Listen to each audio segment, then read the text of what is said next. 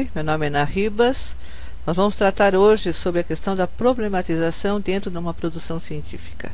Então, como vocês devem ter visto na dica anterior, nós trabalhamos com a questão do seu propósito, do seu trabalho, a questão da obrigatoriedade, a questão de fazer dessa obrigatoriedade uma oportunidade de ascensão na sua carreira, de aberturas, né? São as oportunidades, e também a questão da divulgação. Se você não viu, aconselho você retornar e ver essa parte que é muito importante nas orientações para a produção científica. Todo trabalho científico, monografia, tese, seja o que for, ele inicia com um problema.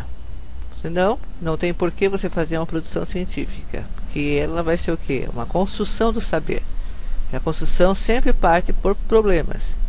Se você ainda não tem você deite no seu travesseiro à noite e procure alguma coisa, principalmente que seja do seu cotidiano, que tenha significado para você. A problematização ela pode vir por uma curiosidade que você queira saber sobre determinada situação, determinadas reações, porque se você age de uma maneira, a resposta vai ser aquela. Através dos conflitos também, por que existem conflitos dentro da sociedade, ou conflito de ideias. Pode também vir de uma questão conjuntural, relativa à atualidade, ou até mesmo também pode ser questão de você fazer um resgate histórico. Mas independente disso, você tem que ter em mente que o problema que você escolher, ele tem que ter significado para você. Sem isso, realmente fica muito difícil escrever algo que nunca te indignou, que nunca você teve curiosidade. Porque a partir daquele problema que você definir, você vai fazer as perguntas. Se o teu problema é X, tuas perguntas: por que isso acontece? Se existe tal situação que não deveria ter esse resultado, porque tem. Então você vai fazer as perguntas certas. E as perguntas certas são as tuas questões norteadoras. A partir dessas perguntas sobre o teu problema é que você vai conduzir todo o teu trabalho. Vai ser o teu direcionador.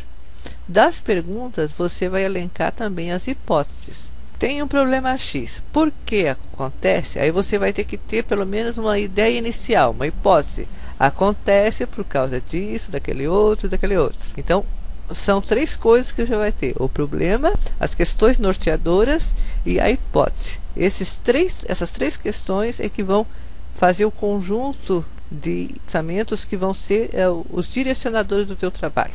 Aí vem o seguinte: muitas vezes o teu problema, aquilo que você escolheu, pode não ser importante. Vejamos assim, a relevância. Por exemplo, o teu problema pode não ser relevante por causa do quantitativo de produção na área. O que significa isso? Você escolheu um problema que muita gente escolheu o mesmo e trabalhou em cima desse problema, em cima desse mesmo foco que você está, dentro dessas questões norteadoras que você está tentando trabalhar ou pensou em trabalhar. Então a relevância dele é muito baixa. Quanto mais produção tiver nessa tua área, de um lado é positivo porque você vai ter referenciais, ter bibliografia suficiente para fazer um trabalho. Mas em contrapartida, o teu trabalho vai ser mais um de muitos. Então a relevância dele é praticamente zero. A questão de qualitativo da produção na área. Por exemplo, se você pensa em desenvolver tal problema com as questões norteadoras e as hipóteses, se você fizer uma pesquisa antes, você pode ver que vai ter trabalhos muito melhores que o teu, do qual mesmo que você tente fazer, teria condições de fazer melhor que aqueles trabalhos. Então você vai ter que ver se isso é relevante para você. O fato de ter muitas produções e produções melhores que as suas, qual é o teu diferencial? Então você tem que pensar que o teu trabalho tem que ser diferenciado. O excesso de produção na área e a escassez. Se você escolher um problema, em que há pouca produção na área, você vai ter dificuldade porque não vai haver tanto acesso à bibliografia. Mas em contrapartida, você vai ser um dos primeiros ou das poucas pessoas que vão estar trabalhando naquele foco. E isso é o diferencial. Depois de terminar o teu trabalho, qual vai ser a sua contribuição enquanto uma produção científica para a sociedade e para a comunidade acadêmica? É muito importante a relevância pessoal sobre aquele problema que você quer trabalhar, mas também que ele seja tático, aproveitar, tenha um fim, um benefício social. Porque uma produção acadêmica é também um bem social. Ela tem que, de alguma forma, contribuir para a sociedade, que ela possa aproveitar daquele teu material, que ela possa melhorar em determinadas situações, e também para a comunidade acadêmica, no sentido, sim, de pode ser até mesmo de você vislumbrar um outro ponto de vista sobre determinado problema, sobre as soluções, possibilidades, mas que sejam concretas ou pelo menos possíveis de ser materializadas.